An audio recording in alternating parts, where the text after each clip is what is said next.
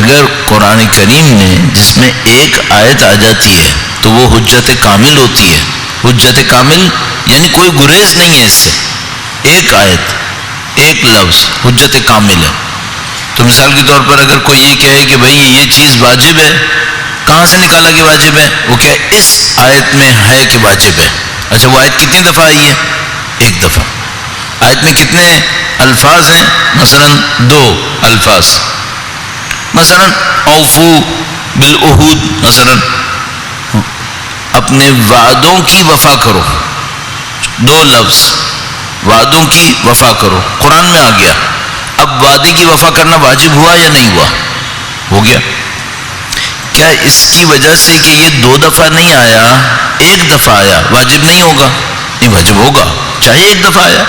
اچھا کیا اس کی وجہ سے کہ پوری آیت میں 5 الفاظ نہیں تھے، صرف 2 لفظ تھے، کیا واجب میں کمی ہوگی؟ نہیں، کوئی کمی نہیں ہوگی. 2 لفظ ہوں، 1 دفعہ ہو، پھر بھی واجب ہے.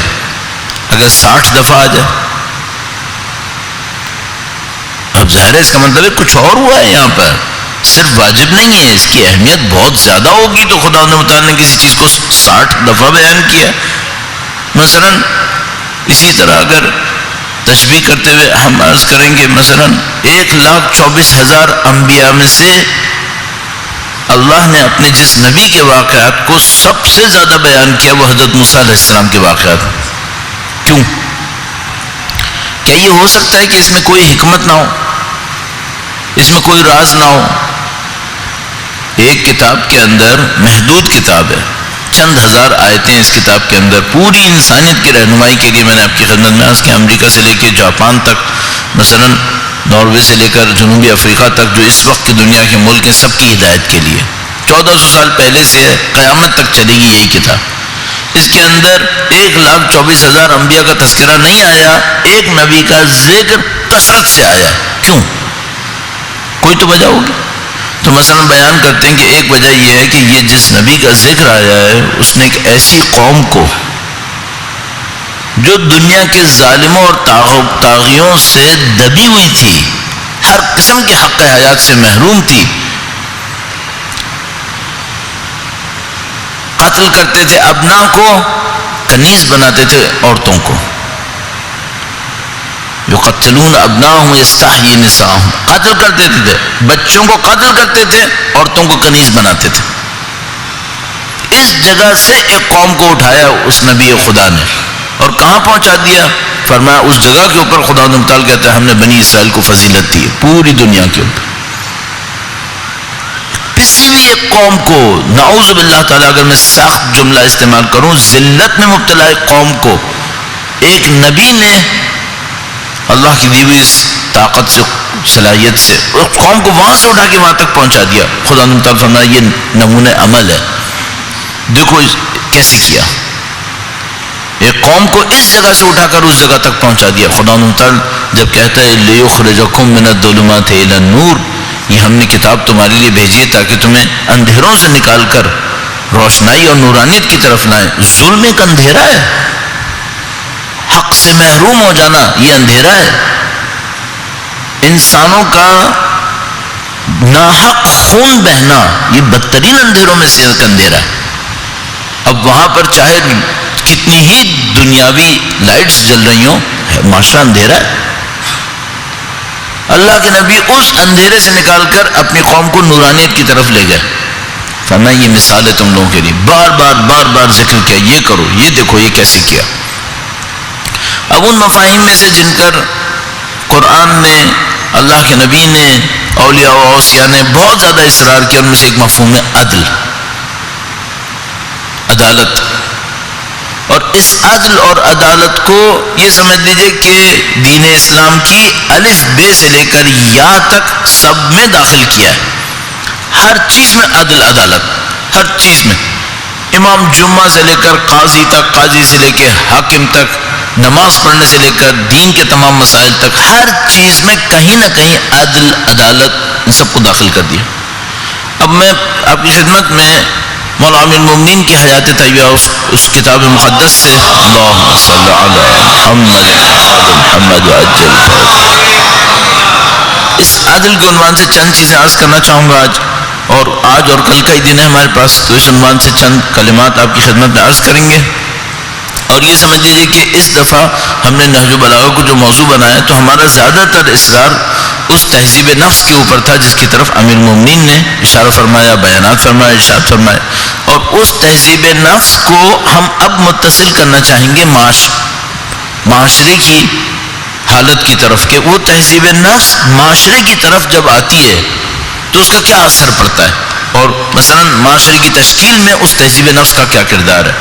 اور یہ خاص کر اس لیے عرض کرنا چاہوں گا کہ یہ جو ہمارے دوست احباب معمولاً باتیں کرتے ہیں معاشرے کے تبدیل ہونے کی، معاشروں کے تبدیل ہونے کا راز کہاں پر ہے؟ آیا معاشروں کے تبدیل ہونے کا راز مثال کے طور پر صرف پیسے کی تقسیم ہے؟ صرف پیسہ صحیح تقسیم ہوگا تو معاشرے تبدیل ہو جائیں گے؟ نہیں ہوگا ایسا. صرف پیداوار صحیح ہوگی تو معاشرے تبدیل ہو جائیں گے؟ نہیں ہوگا ایسا. اگر سب امیر ہو گئے تب بھی عدل نہیں آئے گا، سب غریب ہو گئے ضروری نہیں ہے سب ظلم آئے گا، نہیں، اس کا کوئی ربط نہیں ہے. اصل ربط تزکیہ نفس سے آئے گا، اور امیر المومنین کے بیانات کے اندر یہ بالکل واضح سی بات ہے. تو آج ہم کوشش کریں گے اس کے اوپر عرض کریں عدل کے عنوان سے. لیکن اس سے پہلے کہ ہم عدل کے عنوان سے عرض کریں، یہ ایک بات اپنے آپ سے سوال کرنی پڑتی ہے، وہ یہ کہ یہاں جو خدا کا نظام ہے، دین خدا ہے، اس میں ہر چیز کسی ہدف سے ہوتی ہے، ہر چیز کا کوئی مقصد ہوتا ہے. اب اگر ہر چیز کا ہدف عدل ہے، اور میں بھی آپ کی خدمت میں عرض کروں گا عدل کا کیا مقصد ہے، عدل کیوں چاہیے؟ مجھے یاد ہے میں طالب علمی کے دور میں یہ سوال میرے لیے بن گیا کہ بھئی ہر چیز عدل کی طرف خدا کیوں لے جانا چاہتا ہے؟ اچھا کسی نے کہا کہ بھئی خدا چونکہ خود عادل ہے تو زمین پہ عدل دیکھنا چاہتا ہے. بات تو صحیح ہے، خدا عادل ہے، عدل دیکھنا چاہتا ہے. یہ کائنات اس کے اسماء حسنہ کا مظہر ہے، اور اس کے اسماء حسنہ میں سے ایک اسم اعظم خداوند متعال کا عدل ہے، اور وہ زمین کو عدل کا نمونہ دیکھنا چاہتا ہے. یہ بات سمجھ میں آتی ہے. لیکن عدل کے پیچھے کیا حاصل ہونا چاہتا ہے؟ عدل سے کیا حاصل ہوگا؟ اسپیشلی بندوں کو کیا حاصل ہوگا؟ آیا عدل سے یہ ہوگا کہ مثال کے طور پر میری تنخواہ 30,000 تھی، میری تنخواہ 50,000 ہو جائے گی؟ آیا عدل سے یہ نصیب ہوگا؟ کیا نصیب ہونا ہے ہمیں؟ اس کے اوپر چند منٹس آپ کی خدمت میں عرض کروں گا. درود بھیجے گا محمد و آل محمد. اللہم صلی علی محمد و آل محمد معجل فن. اور اس گفتگو سے ہمیں یہ بھی فائدہ ہوگا کہ اگر ہم معاشرے میں کہہ رہے ہیں ہم عدل کرنا چاہتے ہیں، یہ کیسے چیک کریں کہ ہم عدل کر بھی رہے ہیں یا نہیں کر رہے؟ چونکہ دھوکے تو بہت ہوتے ہیں انسان کو. قرآن پڑھتا رہتا ہے، سمجھتا رہتا ہے میں قاری ہوں، جبکہ پتہ چلتا ہے نہیں قاری نہیں ہے، صرف تم الفاظ زبان سے نکال رہے ہو، قرآن تمہارے حلق کے نیچے نہیں گیا. جیسے کہ مولانا امیر المومنین نے خطبے کے اندر ارشاد فرمایا کہ ایک زمانہ آئے گا جب قرآن سے الفاظ کے سوا کچھ نہیں بچے گا لوگوں کے پاس. تو ہمیں دیکھنا پڑتا ہے کہ بھئی کیا ہوا، عدل کیوں چاہیے، عدل کی بنیاد کیا ہے؟ عدل کی بنیاد یہ ہے کہ ہم کہہ رہے ہیں 1,24,000 انبیاء تشریف لائے،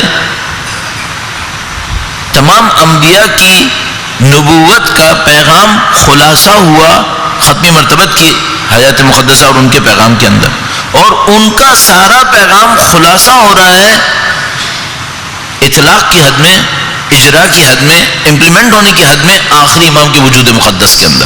اب تک امپلیمنٹ تھورولی نہیں ہوا.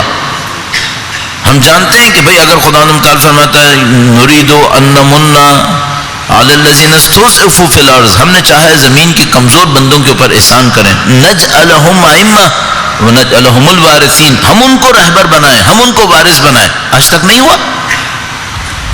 کب یورپ کے اوپر اللہ کے مظلوم بندے وارث بنے؟ کب ایشیا کے اوپر اللہ کے مظلوم بندے وارث بنے؟ حتیٰ مشرقی وسطیٰ کے اوپر کب اللہ کے مظلوم بندے وارث بنے؟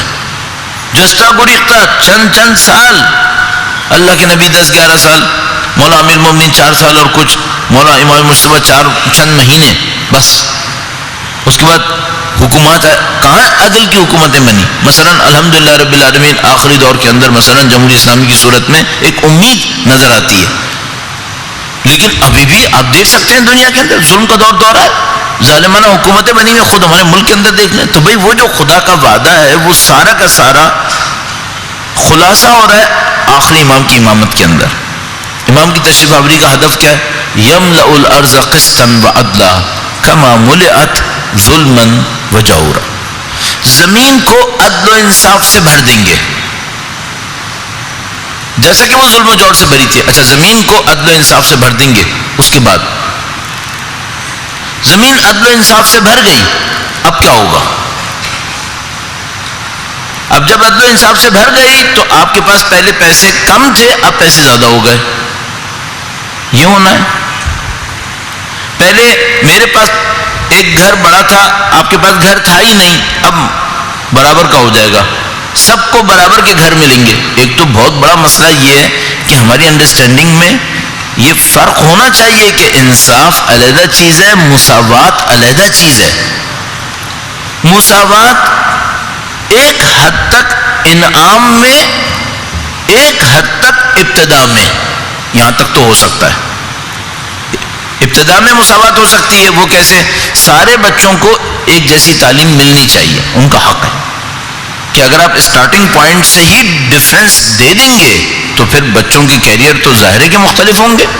ایک بچے کو ایک ایسے اسکول میں پڑھایا جا رہا ہے جہاں پڑھانے والے سارے کے سارے ٹاپ آف دا لائن ہیں، اور ایک بچے کو ایک ایسے اسکول میں پڑھایا جا رہا ہے جہاں پر کچھ ہے ہی نہیں، ماس مرڈر ہے، قتل عام ہو رہا ہے وہاں بچوں کا.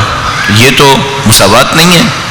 مساوات کہاں پہ چاہیے؟ مساوات اسٹارٹنگ پوائنٹ میں مساوات چاہیے. سب کو برابر کی جگہ سے شروع کرواؤ. اگر ریس شروع کروانی ہے تو کم سے کم اسٹارٹنگ لائن تو ایک جیسی ہو. ایک کی اسٹارٹنگ لائن آگے، ایک کی اسٹارٹنگ لائن پیچھے ہے، تو یہ کہاں کی دوڑ ہوئی؟ یہ تو مقابلہ ہی نہیں ہوا. پھر تو مساوات یہاں ضروری ہے، یہ مساوات ضروری ہے. اچھا اب ذمہ داری کیا مساوات ہو سکتی ہے؟ نہیں، ذمہ داری میں مساوات نہیں ہو سکتی. وہ کیسے؟ بھائی میرا آئی کیو فرض کر لیتے ہیں کہ 100 ہے، خدا مجھے ایک ذمہ داری دے گا، ایک کا آئی کیو 180 ہے، اس کو بھی وہی ذمہ داری ملے گی؟ نہیں. بنیادی فرائض میں مساوات ہوگی، سب کے اوپر نماز واجب، سب کے اوپر روزہ واجب. ذمہ داریوں میں بھی مساوات ہوگی؟ نہیں، بہت فرق ہوگا. ایک کے حالات مختلف تھے، اس کی ذمہ داری مختلف ہوگی. ایک آدمی ایک ایسے معاشرے کے اندر رہ رہا تھا جہاں کفر، فسق، فجور نافذ ہوا تھا. ایک آدمی ایک ایسے ماحول کے اندر رہ رہا ہے جہاں پر فسق و فجور ہے لیکن ایمان نافذ ہے. ایمان پہ عمل کرے، آسان ہے، کر سکتا ہے. دونوں سے کیا ایک ہی جیسی ذمہ داری مانگی جائے گی؟ ایک آدمی زندان میں رہ رہا ہے، قیدی بنا ہوا ہے، اس کے اوپر جیلر ظلم کر رہے ہیں. عراقی بیچارے جو قید میں ہوتے تھے، ایک بندے خدا مجھے ملا جو ابو غریب میں تھا، بہت پہلے کی بات ہے، یہ 88 کے قریب کی بات ہے، میرے خیال میں 86 کی بات ہے، 87. تو وہ بندے خدا مجھے غریب کا نکلا ہوا ملا تھا. غریب سے وہ نکلا تھا عراق میں، پھر عراق سے بھاگ کر ایران آ گیا تھا. تو وہ مجھے ملا، میں نے پوچھا کہ وہاں پہ کیا سزائیں دیتے ہیں؟ تو کہنے لگا آپ کے اس طرح مارتے ہیں، عجیب و غریب وحشیانہ سزائیں، انسان بتا بھی نہیں سکتا صدام کے زمانے میں کیا ہوتا تھا. میں آپ کو عرض کروں، پتہ نہیں یہ راز کب کھولیں گے، کب؟ شاید امام کے آنے پر ہی کھولیں گے. جو کچھ وہاں لوگوں نے جھیلا ہے، پتہ نہیں کیا ہوا ہے. تو وہ بہرحال کہنے لگا کہ وہ بہت ہی عجیب عجیب سزائیں دیتے تھے، اور کہنے لگا ہمیں یہ سمجھ میں نہیں آتا تھا کہ اب ہمیں بھی خدا نے ایسا عجیب کر دیا تھا کہ ہمیں بھی کچھ چیزیں سزا لگنے لگتی تھیں جو اب سمجھ میں نہیں آتا کہ کیوں سزا لگ رہی تھی. میں نے کہا بھائی کیا سزا لگتی تھی؟ کہنے لگا وہ ایک سزا یہ دیتے تھے کہ نماز کے لیے کھڑے نہیں ہونے دیتے تھے. فجر کا وقت آتا تھا، نماز کے لیے کھڑے نہیں ہونے دیتے تھے. کہنے لگا ہم لوگ لیٹے لیٹے نماز شب پڑھتے تھے. کہنے لگا بعض لوگ رات کو سوتے نہیں تھے کہ ہمارا وضو خراب ہو گیا نا تو یہ وضو نہیں کرنے دیں گے بدبخت. لیٹے لیٹے نماز شب پڑھتے تھے. یہ اورینٹیشن ہی کچھ اور ہے، یہ فکر ہی کچھ اور ہے. اصل کتنی مختلف ہے. کہنے لگا مجھے تعجب ہے یہاں پہ کوئی جیلی قیدی مارتا نہیں ہے، جیلر مارتا نہیں ہے، لوگ نماز کیوں نہیں پڑھ رہے؟ نماز شب کے لیے کھڑے کیوں نہیں ہوتے؟ وہاں تو کوڑے پڑتے تھے، اس لیے نہیں کھڑے ہوتے تھے. ہم لوگ مارتے تھے وہ لوگ بہت زیادہ. کہنے کا بعض اوقات نماز شب پڑھنے کی وجہ سے جیل کے باہر سردی میں 4-4 گھنٹے کھڑے ہونا پڑتا تھا کہ کیوں نماز کے لیے کھڑے ہوئے تھے. تو لوگ پھر بھی کرتے تھے کہ چلو کم سے کم ہفتے میں ایک دفعہ تو نماز شب پڑھ لیں گے نا، چلو 4 گھنٹے کھڑا کر لیں. یہ بہت عجیب معاملے ہیں، اس میں کہاں مساوات ہو سکتی ہے؟ اس کی ایک نماز شب، ہم لوگ ساری زندگی شاید نماز شب پڑھتے ہیں اپنے اے سیز کے اندر بیٹھ کر، وہ کوئی مقابلہ ہے؟ ان کا ایک تلاوت قرآن کرنا جس کے اوپر کوڑے کھائیں بیچارے، ہم لوگوں کے پورے قرآن پڑھنے کے کیا برابر ہو سکتے ہیں؟ کیا کیسے برابر ہو سکتے؟ ہم لوگ مزے میں.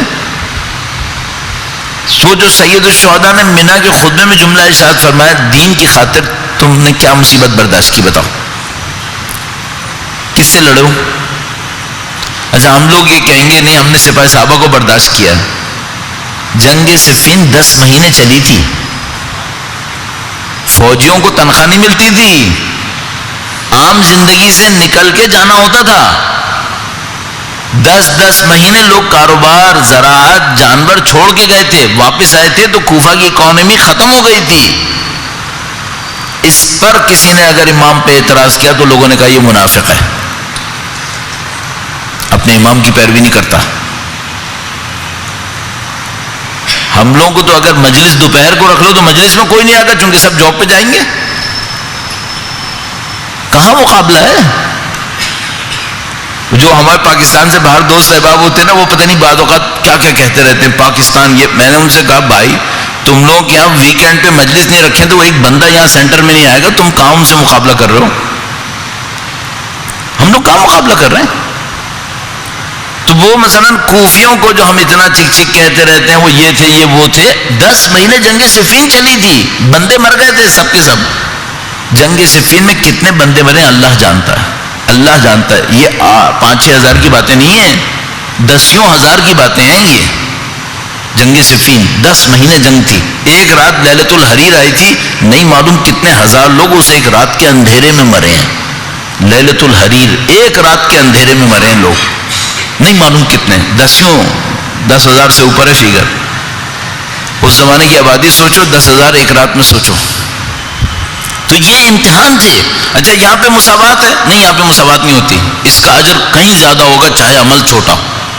تو اسٹارٹنگ پوائنٹ میں مساوات ہو سکتی ہے، بعد میں ذمہ داری میں مساوات نہیں ہوتی، اجر میں مساوات نہیں ہو سکتی. یہ تو بالکل ایسے ہی جیسے ایک کلاس کے سارے بچوں کو مساوی نمبر دے دیے جائے. یہ کیا پاگل پن ہے؟ یہ تو خلاف عدل ہے. تو عدل کا مطلب مساوات نہیں ہوتا ہے. اگر کوئی یہ سمجھ رہا ہے عدل کا مطلب مساوات ہوگا، اب مثال کے طور پر میں زندگی میں کوئی محنت نہیں کروں گا، مجھے بھی اتنی تنخواہ ملے گی جتنا کوئی سر پیٹ لے گا محنت کر کر کے، اس کو بھی اتنی تنخواہ ملے گی، مزے آئیں گے. پھر ہم کام ہی نہیں کریں گے، تنخواہیں ملتی رہیں گی. یہ نہیں ہوگا. عدل ہوگا، عدل ہوگا. عدل مساوات نہیں ہے. اچھا اب سوال یہ تھا، امام تشریف لائیں گے، عدل ہوگا، کوئی ظلم نہیں کر سکے گا، کوئی ظلم نہیں کر سکے گا. پھر کیا ہوگا؟ عدل ہو گیا. یہ تو میں نے بہت ہی پست عدل کی مثال دی ہے، مال کے عدل کی مثال دی ہے. فی الحال اصل عدل تو ہوتا ہے اقدار میں، احترام میں. ہمارے معاشرے کے اندر دولت پہ احترام ہے، طاقت پہ احترام ہے، شہرت پہ احترام ہے. نہیں، اسلام کا نظام کہتا ہے نہیں، انسان کا انسان ہونے پر احترام ہے، اللہ کا بندہ ہوا زیادہ احترام ہے، بندگی کرے گا زیادہ احترام ہے. طاقتور ہونے پہ احترام ذرا بھی نہیں ہے. کوئی طاقتور ہونے پہ احترام کسب کرے، اللہ نے وعدہ نہیں کیا اس کو کہ عزت دے گا، پھر اس کو اس کی عزت در حقیقت ختم ہو جائے گی. تو ادھر عدل ہوگا، ویلیوز میں عدل ہوگا، پیسے کے اندر عدل ہوگا، اللہ کے نزدیک قرب میں عدل. اس عدل کے بعد کیا ہوگا؟ پیسے میں عدل ہو گیا، ویلیوز میں بھی عدل ہو گیا. اب کیا ہوگا؟ اب صرف ایک کام ہوگا جو اب آپ شاید میں آپ کے سامنے کہوں نا، آپ کہیں گے بس یہ. اب کیا ہوگا؟ اب لوگوں کے لیے اللہ کی طرف بڑھنا آسان ہو جائے گا. اب یہ ہوگا. اب وہی جو تزکیہ نفس تھا اب آسان ہو جائے گا. اب اللہ کی حجت پوری ہو جائے گی. یہ ہوگا. جو سب کچھ ہونے کے بعد ہوگا وہ کیا ہوگا؟ پھر ہوگا قد افلح من زکاہا. اب بھی اگر کوئی تزکیہ نفس نہ کرے اس پر حجت پوری ہو چکی ہوگی. اب کیوں نہیں کیا؟ اب کیوں نہیں کیا؟ اب اس کا مطلب کیا ہے؟ کیا غیبت میں خدا کا ہدف برطرف ہو چکا ہوتا ہے، کینسل ہو چکا ہے، پوسٹ پون ہو چکا ہے؟ نہیں. قد افلح من زکاہا آج بھی ہے، امام تشریف لائیں گے، نظام عدل قائم کریں گے، اس وقت بھی ہوگا، اس وقت حجت پوری ہو چکی ہوگی. آج ممکن ہے کوئی کہے اگر میں اس معاشرے میں نہیں ہوتا نا تو میں تزکیہ آسانی سے کر لیتا. امام تشریف لائیں گے، ایک ایسا معاشرہ قائم کریں گے جہاں تزکیہ نفس کے لیے سارے راستے آسان ہو جائیں گے. پھر کہا جائے گا اب کرو، اب بھی نہیں کیا پھر قیامت ہے، پھر خدا کا عذاب ہے. اب بھی نہیں کیا، اب کیوں نہیں کیا؟ تو اجزاء محترم، سب کچھ ہونے کے بعد جو مطالبہ ہوگا وہی قد افلح من زکاہا ہوگا، وہی مطالبہ ہوگا. عدل کی ویلیو انسانوں کو انسان بنانے پر ہے. عدل کے اچھا اس کا عدل میں کیا کردار ہوگا؟ عدل کا کردار اس میں یہ ہوگا کہ جہاں پہ عدل ہوتا ہے وہاں تزکیہ آسان ہو جاتا ہے، جہاں پہ ظلم ہوتا ہے وہاں تزکیہ بہت سخت ہو جاتا ہے. جہاں پہ ظلم ہوتا ہے وہاں انسان کی صلاحیتیں پروان نہیں چڑھتی. اب میں آپ سے پوچھ لیتا ہوں، مثلا یزیدی ماحول میں کوئی متقی ہو آسان ہے؟ بہت مشکل ہے. آج کے دور میں حلال کمانا آسان ہے؟ واقعی اگر کوئی حلال ڈھونڈے تو مثلا ایک بندہ خدا تھا، اس کو پتا تھا کہ بھئی اگر حلال کا لقمہ کھا لے انسان تو کیا ہوتا ہے، حلال کی روٹی کھائے تو کیا ہوتا ہے. تو وہ ڈھونڈتا رہا، لوگوں سے پوچھتا رہا بھائی کوئی ہے کسی کے پاس حلال کا کھانا ہو، حلال کی ایک روٹی مل جائے مجھے. اب وہ سب نے بتایا اس کے پاس جاؤ، اس کے پاس اس نے جا کے دیکھا، اس نے نماز پڑھی، تیزی سے نماز پڑھی، اس نے کہا نہیں اس کا کھانے میں حلال نہیں ہوگا. دوسرے کے پاس گیا، بھائی تیرا حلال ہے، اس نے دیکھا نہیں یہ تو کیئر نہیں کر رہا ہے، نجاست میں مبتلا ہے. دوسرے چوتھے پانچویں سب کے پاس جاتا رہا، دیکھتا رہا نہیں یہ تو ایسا ہے، یہ نہیں یہ تو وہ ہے. تو اس کو سب نے دیکھا بھائی تمہیں ملا؟ کہنے لگا نہیں مجھے نہیں ملا. کہنے لگا بس تمہارا حل پھر ایک آدمی ہے، اس کے پاس چلے جاؤ، اس کا پیسہ حلال ہے. اس نے کہا اچھا وہ کیسا آدمی ہے؟ کہنے لگے بھائی وہ بیابان میں رہتا ہے، اپنی بکریاں پالتا ہے، اپنی زمین ہے، بارش کا پانی لیتا ہے، اسی سے جو اگتا ہے وہی کھاتا ہے، وہی جو جانوروں کا اون ہوتا ہے اسی سے کپڑے بناتا ہے، وہ باہر سے کچھ نہیں لیتا، اس کا 100% حلال ہے. اس نے کسی کی زمین پہ ظلم نہیں کیا، اس نے کسی انسان کو ناراض نہیں کیا، اس نے کسی کا پیسہ نہیں مارا، اس نے کوئی عبادت مس نہیں کی، اس کے پاس حلال ہے. کہنے لگا اچھا. گیا اس کے پاس پہنچا، کہنے لگا بھائی میں تجھے جو کہے گا میں کروں گا، ایک روٹی حلال کی دے دے، ایک روٹی دے دے، اگر ہو سکے تو تھوڑا آٹا دے دے، ورنہ ایک روٹی دے دے. کہنے کا آٹا تو نہیں دے سکتا. آخری 2 روٹیاں بچی ہیں حلال کی، اب جو آٹا آئے گا وہ حلال نہیں ہے. کہنے کا اچھا کیوں؟ کہنے کا یہ جو 2 روٹیاں بچی ہیں یہ پچھلے سال کے آٹے کی ہیں. پچھلے سال سے اب تک ہمسائے کی بھینس میرے زمین کے اوپر چل کے واپس گئی ہے، اس کی مٹی جو حلال نہیں ہے میری مٹی میں آ چکی ہے، اب حلال نہیں ہے. ہاں یہ جو 2 روٹیاں میرے پاس ہیں یہ آخری حلال ہے، ایک تجھے دے سکتا ہوں. ہمیں روایتوں نے کہا ہے کہ ایک دور آئے گا جب حلال لقمہ، روٹی نہیں لقمہ، ایک نوالا، حلال نوالا کھانا صبح سے شام تک ہاتھ پر انگارہ رکھنے سے زیادہ سخت ہوگا. ہاتھ پہ آگ کا انگارہ رکھو صبح سے شام تک، یہ آسان ہوگا ایک لقمہ حلال انورٹڈ کاماس کے اندر، ایسا حلال نہیں ملے گا. امام تشریف لائیں گے نا، لوگوں کو حلال ملے گا. اب بھی تزکیہ نفس نہ کریں، اب قیامت آئے گی. تم کو حلال دلوا دیا، یعنی اگر میں وہ جملے استعمال کروں کہ بھائی فاطمہ کے بیٹے نے تمہارے شکم کو حرام سے بچا لیا. ائمہ کی جو ہم معجزے ڈھونڈتے ہیں نا، سب سے بڑا معجزہ یہ ہے، انسانوں کو ظلم سے بچا لیا، انسانوں کو حرام سے بچا لیا، یہ ان کا بڑا معجزہ ہے. یہ کر دیتے ہیں، یہ کریں گے. اب کیا ذمہ داری ہوگی؟ اب ذمہ داری تزکیہ نفس کرو، اب تو تزکیہ نفس کرو. اس کے بعد بھی پھر وہی کرنا ہے جو ابھی باتیں ہو رہی ہیں، قد افلح من زکاہا وقد خاب من دساہا. یہ کلام کبھی بھی پرانے نہیں ہوں گے، یہ قرآن ہے، یہ نہج البلاغہ ہے، یہ پرانے نہیں ہوتے ہیں، ہمیشہ یہی رہے گا. یہ ہمیں سمجھنا پڑے گا کہ اس کی امپورٹنس اتنی زیادہ ہے، یہ کبھی پرانے نہیں ہوتے.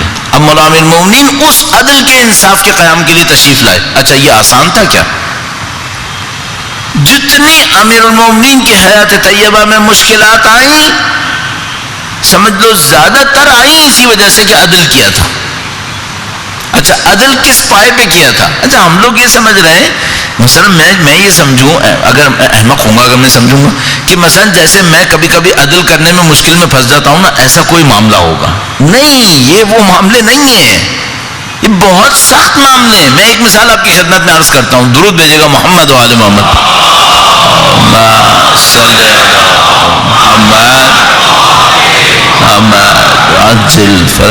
تین واقعے سوچ کے آیا تھا، اتنی دیر لگا دی ہے میں نے کہ اب تین تو کیا ہی سناؤں گا، ایک واقعہ سنا دوں شاید اسی سے کام بن جائے. زبیر امیر المومنین کے بہت نزدیکی دوستوں میں سے ہیں، پھوپھی زاد بھی ہیں، رشتے میں بھی ہیں، فکر میں بھی نزدیک ہیں، دوستی بھی بہت تھی. کفار مکہ کے ساتھ جو جنگیں ہوئی ہیں اس میں مولا امیر المومنین اور زبیر نے مل کے بہت ساری جنگیں لڑی، ساتھ دیتے تھے. زبیر اتنا ساتھ دیتے تھے، اتنا ساتھ مل کر انہوں نے سختیاں برداشت کی ہیں کہ جب زبیر مر گئے اور وہ ایک شخص نے ان کا سر تن سے جدا کر دیا سوتے میں، تو جب حضرت زبیر کی شمشیر امیر المومنین کے پاس لائی گئی کہ زبیر مارے گئے، تو شمشیر کو ہاتھ میں لے کر امیر المومنین روئے کہ یہ شمشیر اسلام کی راہ میں بہت چلی تھی. امیر المومنین جیسا صاحب ذوالفقار کسی کی شمشیر پکڑ کے روئے تو یہ سوچو اس شمشیر نے کیا کچھ کیا ہوگا. زبیر کا بہت بڑا مقام تھا، ساتھ بھی دیتے تھے، دوستی بھی تھی. اللہ کے رسول نے دونوں کو مسکراتے دیکھا ایک ساتھ چلتے ہوئے. زبیر سے کہا زبیر کیسا ہوگا وہ وقت جب تم علی پہ شمشیر چلاؤ گے. عجیب ہے واقعی، یہ دنیا کتنی عجیب ہے اور کتنی دھوکے باز ہے یہ دنیا. ایسا ایک آدمی امیر المومنین پہ شمشیر چلا دیا. یہ وہ واحد ووٹ تھا جو تیسری خلافت کے تشکیل ہونے پر امیر المومنین کو پڑا تھا. واحد آدمی جس نے امیر المومنین کو ووٹ دیا تھا تیسری خلافت کی تشکیل پر، وہ زبیر کا ووٹ تھا. زبیر نے سب سے لڑ کے امیر المومنین کو ووٹ دیا تھا. اتنے نزدیک تھے زبیر. جس زمانے میں اہل بیت اطہار علیہ السلام نے پہلی خلافت کی تشکیل پہ پروٹیسٹ کیا تھا تو زبیر کا گھر مرکز بنا ہوا تھا. اتنے نزدیک تھے زبیر امیر المومنین کے. اب زبیر جو اتنے نزدیک تھے، یہ جمل انہوں نے کی کیوں؟ بوڑھے ہو چکے تھے. جمل ہوئی ہے 37 ہجرہ میں. امیر المومنین اور ان کی جو مشترکہ انہوں نے دشمن سے جنگیں لڑی تھیں وہ 30 سال پہلے کی بات تھی. یعنی ان کی دوستی کو 40-50 سال ہونے والے تھے. اتنی پرانی بات تھی، 40 سال کی دوستی تھی، ایمانی دوستی، اور سختیوں میں ساتھ اور ساری باتوں میں. یہ جمل کے گروپ میں گئے کیسے؟ اور پھوپھی ساتھ بھی ہے. عرب کا تو عالم ہوتا ہے رشتے کے اوپر سب قربان کرتے ہیں. اور جب یہ جمل کے کیمپ میں چلے گئے نا، تب بھی یہ عالم تھا کہ کسی نے کہا میں جا کے ان سے بات کرتا ہوں. امیر المومنین نے کہا کس سے بات کرنے جا رہے ہو؟ طلحہ سے. طلحہ سے بات نہیں کرنا، وہ کٹے ہوئے سینگوں کے بھینسی کی طرح ہے، سنتا نہیں بات کو. تم نے بات کرنا ہے تو زبیر سے کرنا، اور زبیر سے کہنا کہ جب تک تم حجاز میں تھے تو ہمارے دوست تھے، عراق آئے تو ناراض ہو گئے. یہ کیا کیا تم نے؟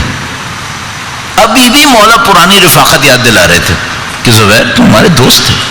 آپ نے سبھی نے دیکھا ہوگا، مختلف سیریز آپ دیکھتے ہیں، وہ یہ کہ جناب کس طرح زبیر نے حملہ کرنے کا ارادہ کیا اور امیر مومنین نے سمجھایا. تمہیں یاد نہیں ہے اللہ کے رسول نے اس طرح سے کہا تھا. پھر پشیمان ہو گئے.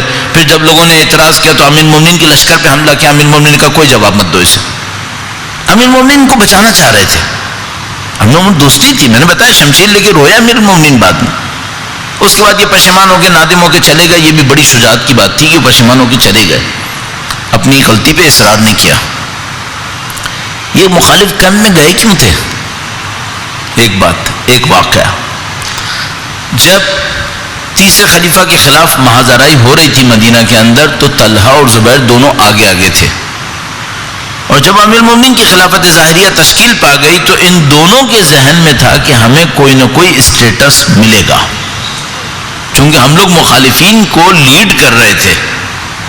اچھا، امیر المومنین مخالفین کے لیڈرشپ ان کے ہونے کے باوجود ان کے کام سے راضی نہیں تھے۔ جو امام نے اپنے 2 فرزندوں کو حفاظت کے لیے کھڑا کیا تھا وہ تکلفاً نہیں تھا، واقعاً نہیں چاہتے تھے کہ یہ سب کچھ ہو۔ نہج البلاغہ میں کتنے خطبے موجود ہیں کہ کہا کہ عثمان کو کہو کہ یہ مت کرو، یہ مت کرو، اور تم نے یہ کر دیا اور یہ ہو گیا، یہ ساری باتیں کب تک میں تمہارا دفاع کروں؟ اس طرح سے امام کے جملے موجود ہیں نہج البلاغہ کے اندر۔ تکلفاً نہیں تھا، واقعی تھا، نہیں چاہتے تھے اس طرح سے۔ امام کو پتا تھا اس کے بعد کیا بلوا مچے گا، اور یہ سازش بے احتمال قوی امیر شام کی تھی، جو وہ چاہتا ہی یہی تھا کہ یہ مارے جائیں کسی طریقے سے، بعد میں پرچم اٹھائے گا وہ جو مصنوعی کرتے کی داستان ہوئی پھر یہ سب باتیں۔ تو دونوں توقع کر رہے تھے کہ ہمیں کوئی گورنرشپ ملے گی۔ امیر المومنین طلحہ کو تو کیا گورنرشپ دینی تھی، طلحہ کا کردار ہمیشہ سے مشکوک تھا۔ زبیر کو کہا کہ تم میرے پاس آنا۔ ایک دفعہ آئے، امیر المومنین سے کہا کہ ہم آپ کی طرف سے کسی چیز کا انتظار کرنا ہے۔ امیر المومنین نے فرمایا میں نے تمہارے لیے کچھ ذمہ داری سوچی ہے، کل تم میرے پاس آؤ۔ زبیر اگلے دن جاتے ہیں، امیر المومنین فرماتے ہیں کہ ہم نے تمہارے لیے فلاں علاقے کی گورنرشپ سوچی ہے اور یہ تمہارا لیٹر۔ جب دینے لگے زبیر نے ہاتھ بڑھایا، لیتے وقت کہا خدا آپ کو اس صلہ رحم پر اجر دے۔ جملہ برا ہے کیا؟ جملہ بالکل صحیح ہے۔ صلہ رحم واجب ہوتا ہے نہیں ہوتا ہے؟ واجب ہوتا ہے۔ اگر کوئی اپنے واجب کو انجام دے تو اس کے اوپر اجر ملنا چاہیے نہیں ملنا چاہیے؟ ملنا چاہیے۔ اگر کوئی یہ دعا میں کہہ دے خدا آپ کو صلہ رحم پر اجر دے، یہ بری بات ہے کیا؟ نہیں، کوئی بری بات نہیں ہے ظاہری طور پہ۔ امیر المومنین گورنرشپ دے رہے تھے، جیسے ہی انہوں نے کہا پیپر واپس لے لیا، کہنے لگے زبیر اب میں تمہیں گورنر نہیں بنا سکتا، تم اپنی اہلیت سے نااہل ہو گئے ہو۔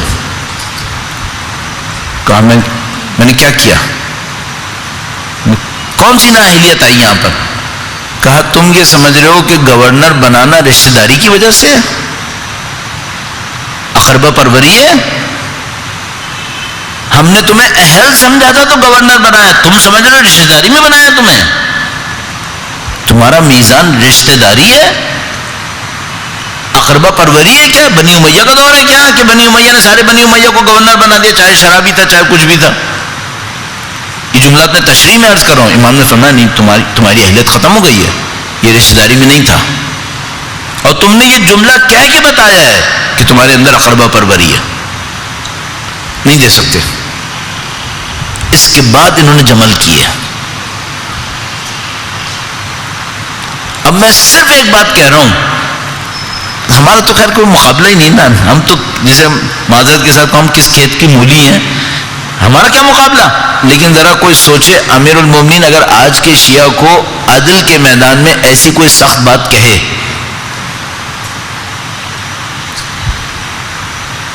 کوئی مولوی کہہ دینا تو سامنے والا اس کو واجب قتل سمجھے گا کہ میری نیت پہ شک کیا، میں نے جملہ کہاں غلط کہا تھا، میں نے کہا تھا خدا اجر دے۔ اچھا اگر ایک میں نے کہہ بھی دیا صلہ رحم تو اس میں کون سی خاص بات ہو گئی؟ نہیں سنو چلو صلہ رحم پہ نہیں کسی اور چیز پہ۔ امام نے فرمایا نہیں، تم نااہل ہو، تمہاری مینٹالٹی اقربا پروری ہے۔ اس عدل کو کتنے لوگ سہ سکتے تھے؟ زبیر نہیں سہ سکے، زبیر نہیں سہ سکے، ان کے اندر اتنی اس بات کے اوپر گویا نفس میں آگ لگی کہ وہ امیر المومنین کے مخالف ہو گئے۔ اگر میں اور آپ ابھی تک دین کے معاملے میں اتنی تپے نہیں ہیں تو شاید اس کی وجہ یہ ہو کہ ہم سے کسی نے اتنی سختی سے رویہ بھی نہ رکھا ہو۔ آپ نے مجھے جنتی کہا، میں نے آپ کو جنتی کہہ دیا، آپ نے مجھے مومن کہا، میں نے آپ کو مومن کہہ دیا۔ کس نے امیر المومنین کے پیمانے کے اوپر کمنٹس دیے؟ کس نے؟ یہاں یہ عالم ہے اور ہمارے اور آپ کے سامنے ہے، ذرا سا کوئی سیاسی مسئلہ ہو 25 جھوٹ جائز ہے، جھوٹ جائز ہو جائے گا۔ افراد کے انتخاب میں اگر میں یہ عرض کر رہا ہوں تو اپنے آپ کو شامل رکھ کے عرض کر رہا ہوں، ہم لوگ کا افراد کا انتخاب کیا ہے؟ اسٹینڈرڈز وہ ہیں جو امیر المومنین نے دیے. میں آپ کی خدمت میں بغیر، میں سوچا تھا جلدی عرائض اختتام پذیر کروں گا، صرف چند جملے عرض کرتا ہوں، بلکہ اس کو بھی میں کل کے اوپر رکھوں گا. آج تو مجھے جلدی ختم کرنا ہے، کل انشاءاللہ اس کو وائنڈ اپ کرنے میں عرض کروں گا آپ کی خدمت میں. اصل دیکھیے گا معیار کیا ہے. ہم لوگ کے ساتھ اس وقت کیا مشکل ہے؟ ہمارے ساتھ مشکل یہ ہے کہ میں نے ایک تنظیم بنائی، فرض کر لیں اس تنظیم میں ایک چالو آدمی مل گیا، کام نکال دیتا ہے. چلو تھوڑا بے دین بھی ہے تو کیا ہوا، لے آئے اس کو. اچھا بھائی یہ تمہارا فرنیچر کا بزنس ہوتا تو چلو ایک بات تھی کہ تمہارے بابا کا مال تھا، تمہارا مال تھا، تم نے منافق کو دے دیا، فاسق کو دے دیا، چلو چلے گا. تم نے قوم کی رہنمائی کے لیے بننے والی ایک پلیٹ فارم کو ایک فاسق کے ہاتھ میں یہ کہہ کے پکڑا دیا کہ یہ چالو آدمی ہے. یہ امیر المومنین کے اسٹینڈرڈز ہیں. ہمارے جو ادارے بنے ہوئے ہیں ان اداروں میں ذمہ داریوں پر جو لوگ منتخب ہوتے ہیں امیر المومنین کے اسٹینڈرڈز پہ ہوتے ہیں. امیر المومنین تو چھوڑ دو، زبیر کے بھی اسٹینڈرڈ پہ نہیں ہوتے ہوں گے. امیر المومنین کا اسٹینڈرڈ تو ہم لوگ کہاں باتیں کر رہے ہیں، زبیر کے اسٹینڈرڈ پہ بھی نہیں ہوتے ہوں گے. کم سے کم زبیر کے اندر اتنا اسٹینڈرڈ تھا کہ جب دیکھا کہ غلط میری غلطی ہے تو مان لیا تھا. وہ بھی ایک اسٹینڈرڈ ہے. تو بھائی جب یہ سب نہیں ہوگا تو اب میں 2 جملے پڑھ ہی دوں، بغیر پڑھے میرا بھی دل نہیں چاہ رہا کہ میں اتروں. درود بھیجے گا محمد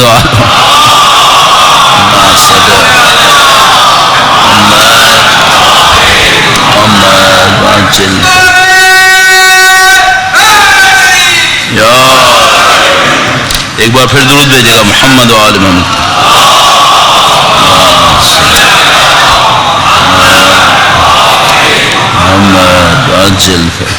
یہ خطبہ نمبر 129 ہے. خطبہ نمبر 129، اور ظاہر ہے کہ مفتی جعفر حسین صاحب اللہ مقاموں کی ترتیب میں 128 بن جائے گا. یہ خطبہ معمولاً کم ہوتا ہے اس میں. فرمانے معاشرے کے اندر کیا دیکھ رہے ہو تم؟ فَهَلْ تُبْصِرُ إِلَّا فَقِيرًا يُقَابِدُ فَقْرًا، یا تو کوئی ایسا فقیر نظر آتا ہے جو اپنے فقر کا رونا رو رہا ہے. اچھا فقر کا رونا نہ روتا تو کیا کرتا؟ امیر مومنین فرما رہے کیا فقیر کو خدا نے صبر کرنے کے لیے نہیں کہا تھا؟ تو یا تو تمہیں ایسا فقیر ملے گا جو اپنے فقر کا رونا رو رہا ہوگا، خدا کے لیے شکایتیں کر رہا ہوگا. او غنیا بدل نعمت اللہ کفرا، یا تمہیں ایسا غنی ملے گا جو اللہ کی نعمتوں پہ کفران نعمت کر رہا ہوگا.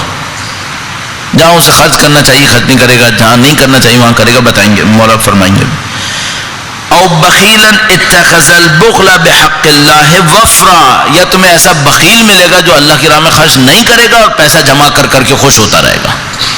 فرمایا لوگ تمہیں یہ مل رہے ہیں، یا فقیر مل رہا ہے شکوے کر رہا ہے اللہ کے سامنے، یا غنی مل رہا ہے جو کفران نعمت کر رہا ہے، یا بخیل مل رہا ہے کہ جو پیسے جمع کر کر کے خوش ہو رہا ہے.